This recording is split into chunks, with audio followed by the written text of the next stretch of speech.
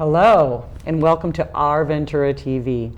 I'm MB Hanrahan, and today my guest is Dylan Garcia, a singer, songwriter, but you've come here to talk with us about something else today, Dylan, and it's pretty complex. So I'll just ask the question. You claim that mental health, homelessness, and the drug epidemic that we hear so much about have a relationship, and that's one of your personal goals and missions. So I want to hear all about it. Well, it's more or less a taboo that many people don't like to talk about. They always will complain about it, but they don't like to talk about it. And what I've witnessed firsthand myself is that you see people on the streets that are homeless, they either got drug problems or mental health problems, running off, talking to themselves, or just those people that you try to ignore. The thing is, a lot of these people are homeless not on their own fault. Either they had a substance abuse problem, which caused them to lose their family, lose their home, their financial situation, their job. Also, there are people with the mental health issue that have it's not their fault because their family just got too tired of dealing with it. The system has failed them, and they're not getting the help that they need. And it all comes around is that a lot of these people on the streets that are homeless and who have mental health problems are addicted to drugs or other substances because that is the way they cope with their mental illness. And it all ties together because it's something that's being ignored not only by the local government but by the state government and our federal government as well. I see people that are homeless on the streets, and some of them are exhibiting, they're just acting all wild, and I see cops zooming in, talking to them. I'm like, what are they talking to them about? I don't know what to think. What was it that kind of got why did this get your attention, and why are you focused on it in terms of trying to make change? Well, I've been dealing with mental illness problems, mental illness things probably since I was right around the time when I graduated from college, when I was about 22 years old. They were things that would go away. I'd call them these weird freakouts, but they would go away on their own. It wasn't until 2009 until I was actually admitted to a hospital and I was released and diagnosed as paranoid schizophrenic. Which medication can address? Yeah, of course, yes, medication can stabilize you, but that's if the person wants to take it. That's a lot of the biggest problem. People don't want to be in mind. Some people actually like living in this delusional world, not being medicated as well. And it's very tough to find that medium where we can find people to take their meds and get the help for the people that don't want to take their meds. It's a double-edged sword, I guess you would say. Yeah. People, I think sometimes that, I don't know, but people kind of go from where their own mindsets are and then judge other people coming from they don't even know the mindset. They have no way, so you did. Yeah. So continue. Getting that diagnosis, it made me look back and think, wait, something maybe was wrong, but getting that daunting diagnosis was like, whoa, paranoid schizo. How are my friends going to take this? Or do I even want to tell anybody about this? So and the stigma, and then at that point being signed to a record label, coming back from being hospitalized, and it was like, how do I even come back to my record? How do I even pursue my career as an artist? And it brought about many challenges. But here I am now 10 years later, and I see, wait a minute, maybe this has all happened for a reason, for me to be able to give a voice to something that people don't look at in a positive manner. Maybe me being a successful singer-songwriter, that I've overcome what I've had to overcome to get to where I am today, can give a light on this topic. So you consider yourself an advocate? Yes. You mentioned that the system failing. Do you want to be more specific about that? Because I'm sure that's people want, they go from, okay, here's the problem and what's the solution. So let's focus a little bit on what you've identified as a problem, besides what you've already said. Yeah, and then get to the solution. This is not something that's going to be changed overnight, and this is something that we can't just put a Band-Aid over, which I feel like our government has been doing. And we're failing is there's not enough funds. There's not enough funds. And back to the homelessness issue, there's a company called Cabrillo Economic Development Corporation, and they're a nonprofit which gets their funding from the state and the federal government to build low-income housing. And there's so many units set aside just for Ventura County Behavioral Health. But you have to get on a waiting list for this. Right. And these places,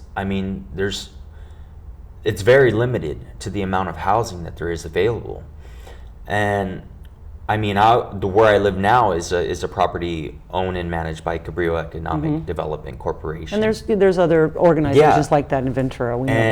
I was on the waiting list since 2012. Wow.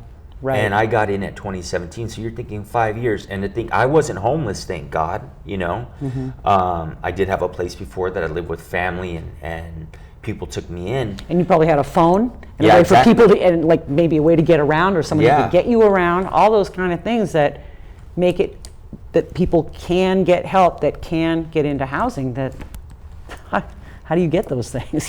But to think, if I wasn't in that situation, and I was mentally ill, not getting treatment, living on the streets, on drugs or whatever else, self-medicating, may be it, and then my opportunity came up for housing, would I even be prepared to go into a self-caring, to take care of myself in my own place?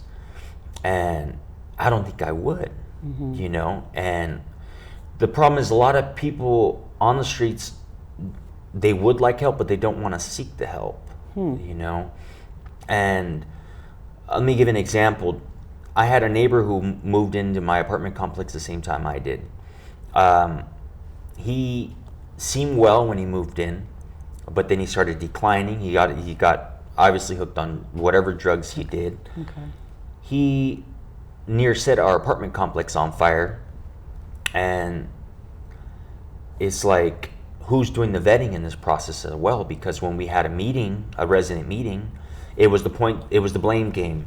The Cabrillo was blaming the case managers for Ventura County Behavioral Health.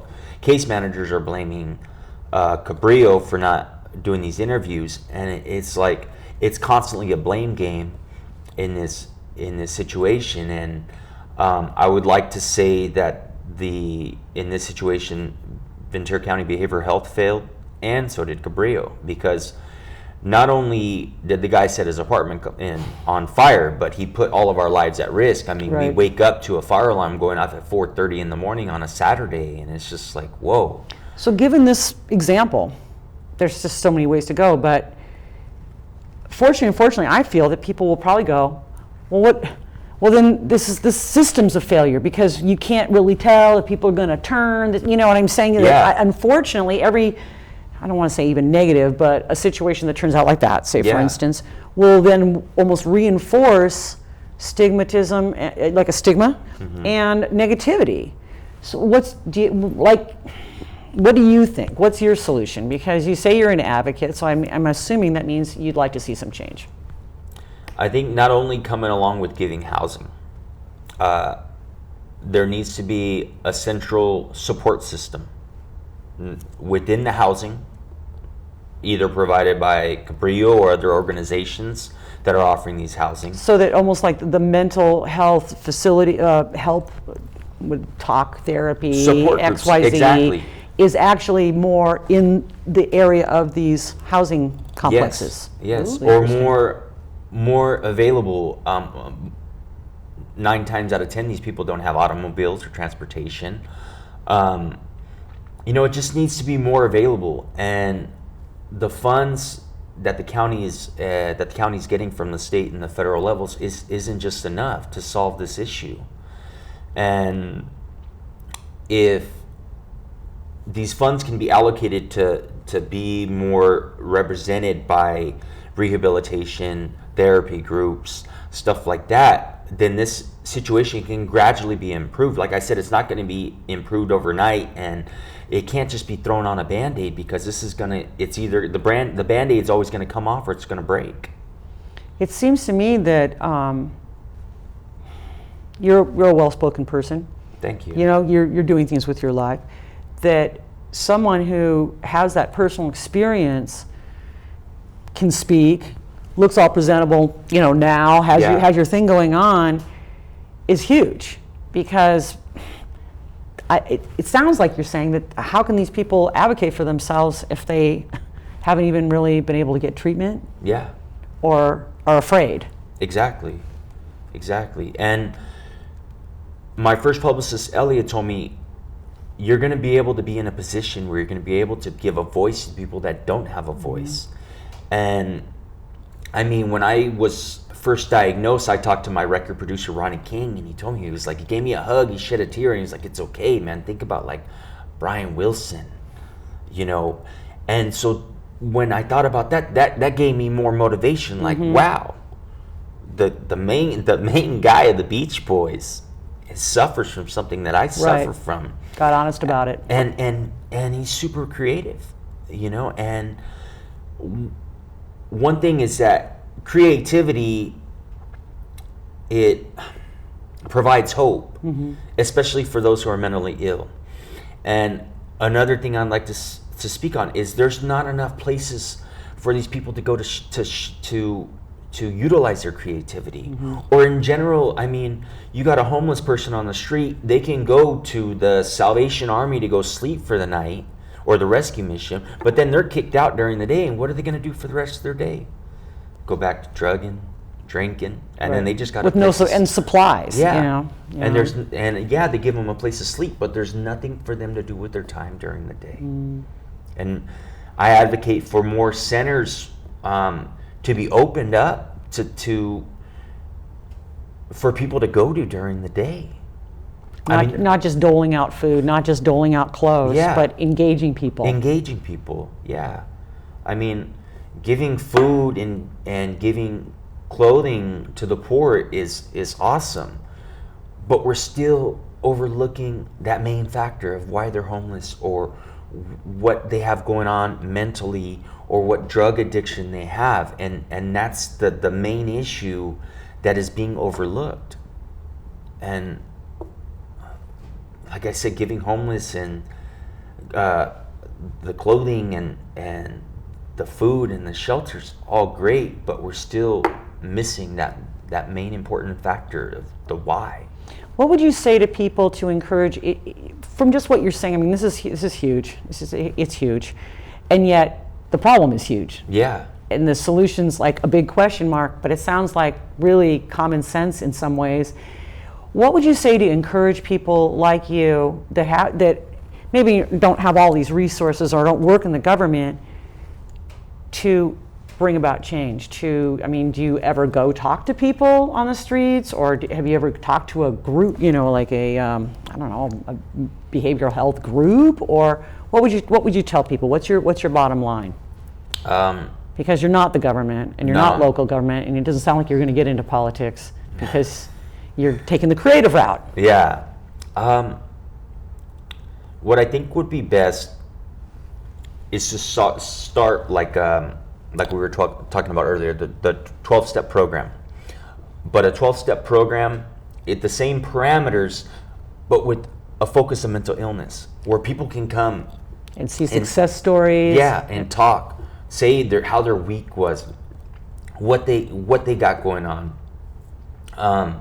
stuff like that. People, because when people share their story, they get that sense of fulfillment when they share, and some hope too, and hope, and when they can hear it from somebody else, or they can even connect with other people, and kind of build off of each other that sense of hope that we all need. We all need a sense of hope.